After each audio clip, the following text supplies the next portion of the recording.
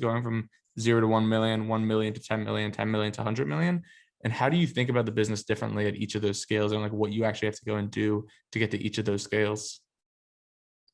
Yeah, I would say like the 0 to 1 million, that you can do it with like a 1 or 2 person team. You can do it super like boots on ground. You can do it without any systems, business plans, help, investment and stuff. Like, like gun to head, I could build $1 million business in any industry. I'm pretty confident, like within a year.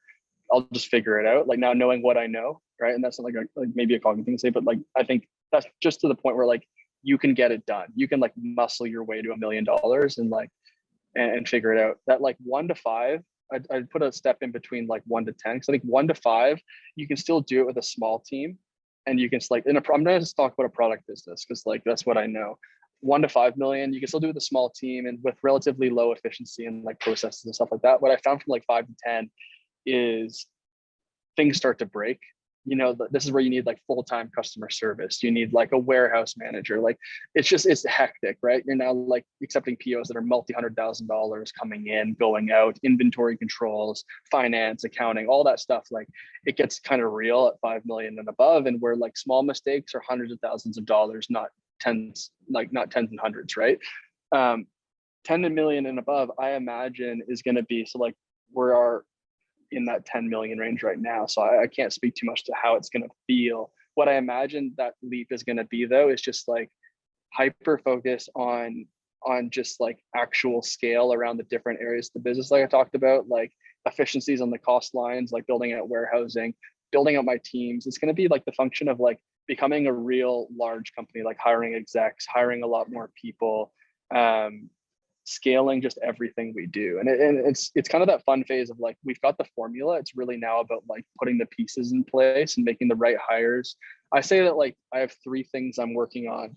The third one's a little like, it's a little funny and goofy, but I think it makes sense. The first one is really just like a really, really clear and well descripted, or kind of like, what's the word I'm saying? Like clearly like, I'm blanking on the word I'm looking for. Anyways, the vision is what I'm saying. Like I'm saying the vision and like clearly explaining that to the team and like having them bought into the vision and where are we going to be in 10 years and 5 years, the mission along with that and the values, and like how do I really make sure that's crystal clear for people, and that is like makes its way throughout the organization. Because again, as people grow, as the team grows, it's hard for that information to kind of go all the way down, whereas like 5-person team, they're right in front of you. So that's the first thing, really clear vision, make sure that it's like really felt and understood throughout the entire organization. Number 2 would be like continually investing in our people, brand, and product. So always expanding our how much inventory we have, like make sure the product's improved, product development, make sure our brand is super strong, the foundation solidified, content, all that stuff, marketing. And then our people, like people are what make a business like grow.